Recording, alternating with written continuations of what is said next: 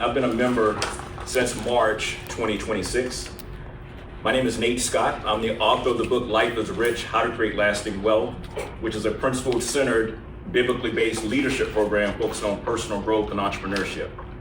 I wrote it specifically to address the cash flow danger that no one is talking about. The fact that 77 million baby boomers are retiring based on cash flow danger. That 66 out of 100 people age 65 earn less than $30,000 in retirement. That 47% of people say if they had a $400 emergency, they'd have to sell something or borrow money to address it. And 68% of people are living paycheck to paycheck. But it's about how to think versus what to think. Say it, how to think, versus what to think.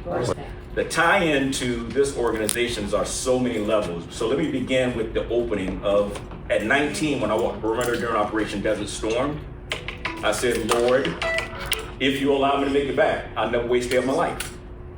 See, that fits right there into what? Our faith committee. Life is rich means live in fullness every day. Realize I'm Christ's heir. This foundation built on Matthew 6:33, which says, seek ye first the kingdom of God and all of the righteousness. Those are instructions. But then there's the promise that all these things thereafter shall be added unto you. That means spiritually, mentally, emotionally, relationally, physically, and financially.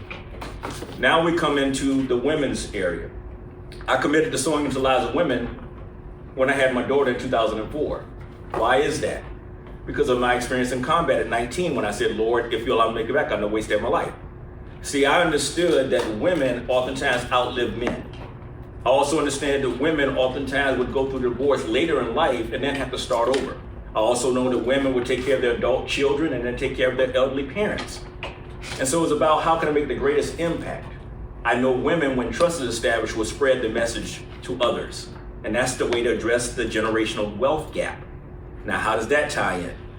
As a 10th grader, I started thinking about financial independence, and then I boiled it down to two areas, either business or real estate. I knew that those were the paths. Real estate is what I put myself into. And as I transitioned from the military in 2001, I had a 90-day window called terminal leave where I was transitioning. And because I had bought a home before, I knew that if I didn't have a history of income, I wouldn't be able to get financing because I was in between careers. So I took action. I read, tied into the personal growth and development, professional development, how we bring value from this organization, or how we should be bringing value. I read a couple of books. I read Rich Dad, Poor Dad and Cash Flow Quadrant. I pulled two concepts from that book.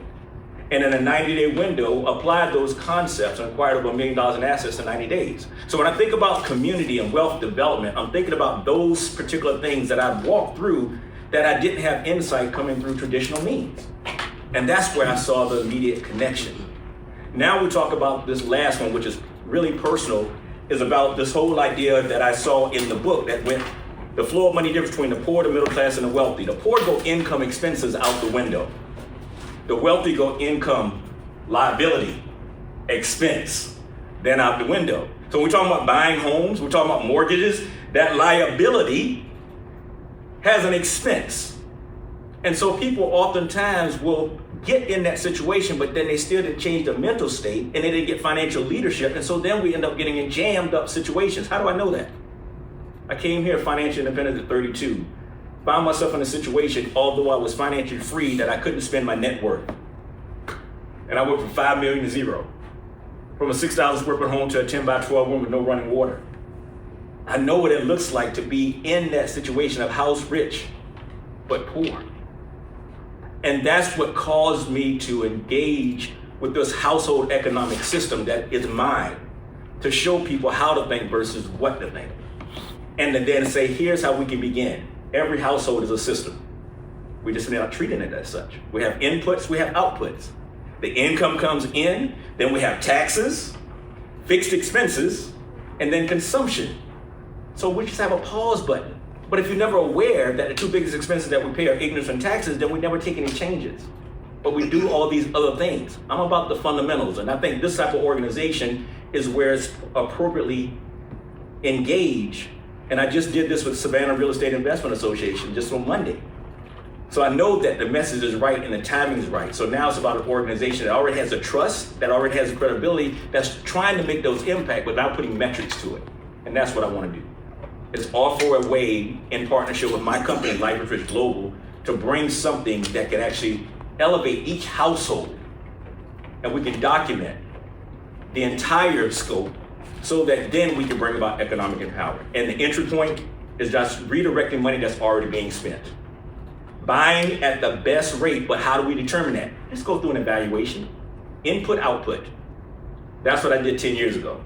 I made a decision to open up an account with a company that I thought was an MLM, a direct sales company, like an Amway, Mary Kay, Avon. I wasn't interested in that. But as a CFO, when I finally heard the information the right way, I said, wait a minute. It wasn't the company's fault I was getting the wrong information. It was people. So we got to protect messaging. And then I said I was already teaching that finances are 80% behavior, 20% know-how, and that's really the key point. We want to make behavioral shifts in home ownership. Get the homeowner in, but then we got to go beyond the closing table so that we can then continue to sustain and bring up asset accumulation, ownership. But we got to do it with care. And that's what I think we're armed to do. And so what I'm proposing is simply this. Engaging with everyone here that resonates with this message. Get your questions answered, but more importantly, take the first step of literally seeing if your input's matching what you say you want. Because the last thing I'll tell you is this. I asked the question, how do you want to look? How do you want to feel? And how do you want to live the last 10 years of your life? The life expectancy of women is 81. The life expectancy of men is 76. Take off 10 years. Do the math. How long do you have to get to 71 if you're a woman? How long do you have to get to 66 as a man? And let's now see how much do you need to fund that? Because 77 million baby boomers retire and face a cash flow danger, and 66 out of 100 people age 65 earn less than $30 out of retirement.